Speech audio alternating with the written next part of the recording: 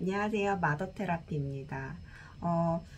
자녀를 양육하는 데 있어서, 그리고 특히나 청소년인 자녀를 양육하는 데 있어서 중요한 것을 꼭 알려드리고 싶어요. 이것만은 꼭 기억을 해 두시게 되면은 내가 자녀를 양육하는 데 있어서 조금이나마 더 도움이 되지 않을까 싶습니다. 우리 청소년 자녀의 경우에는 자아 형성기에 있습니다. 아직 자아가 만들어진 것이 아니고 이 만들어지는 중에 있어요. 그 과정에 있습니다. 그러다 보니까 모든 게 서툴기도 하고 또 어렵기도 합니다. 특히나 뭔가 이제 그 시기 때 이해가 되지 않으면 자신 스스로도 뭘 어떻게 해야 될지 모르게 되고 또 혼란스럽습니다. 그래서 이러한 시기를 먼저 겪어본 이제 그래도 가장 가까운 우리 엄마 아빠한테 아이들이 SOS를 칩니다. 자기 나름대로 SOS를 치는 거예요. 뭐 좀 짜증을 부릴 수도 있고, 그게 또 직접적으로 얘기하는 친구들도 있을 수 있고, 아니면 막 반항을 하거나 뭐 또 공격적인 행동을 보이는 친구들도 있을 수 있어요. 또 아니면 막 혼자 있으려고 한다거나 막 이런 식으로 되게 다양한 방법으로 자기 나름대로 이제 표현을 하는데요. 이때 이 아이들이 그 나름대로 SOS를 쳤지만 돌아오는 것은 오히려 부모의 상처 표현이 됩니다.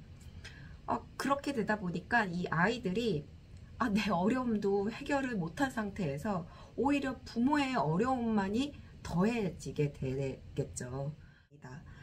그러다 보니 괜히 말했어. 그냥 가만히 있을걸. 그 어떤 표현도 하지 말걸.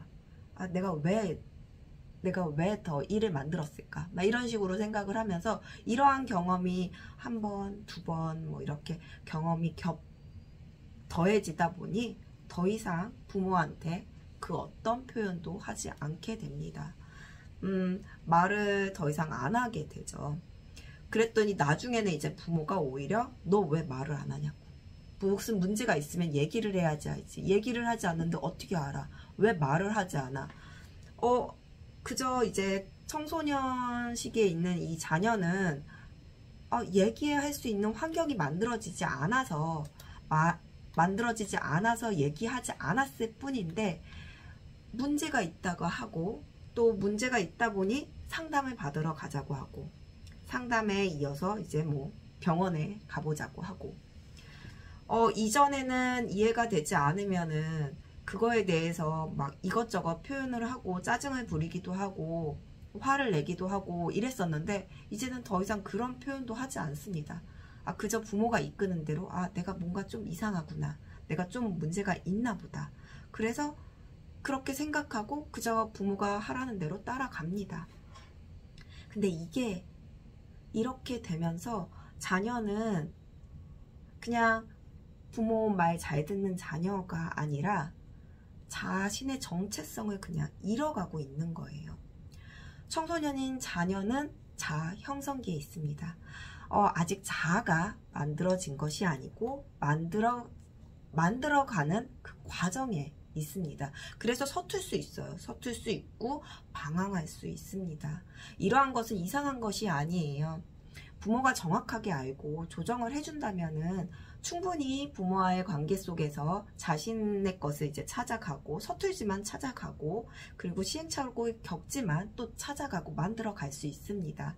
하지만 부모 스스로 심각한 문제를 갖고 있게 되면 자녀를 문제의 관점으로 보고 결국은 이제 자녀를 문제 있는 자녀로 만들어 버립니다. 부모는 청소년인 자녀가 자아 형성기에 있다는 것, 아직 자아가 만들어진 것이 아니라 만들어가는 과정에 있다는 것을 잊지 말아야 해요. 이것을 꼭 기억하고 있어야 해요.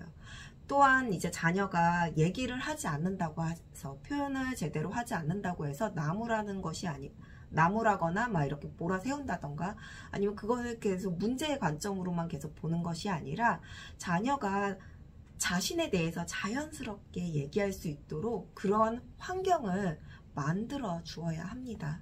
그래야 청소년인 자녀가 시행착오를 겪으면서 방황을 하더라도 자신에 대해서 놓지 않고 그리고 자아를 형성해 나갈 수 있게 될 것입니다. 이를 꼭 기억하시고 이 청소년 시기에 있는 자녀를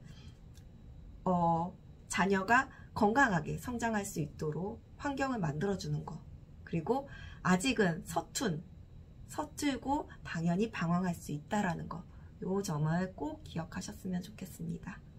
참고하시기 바랍니다.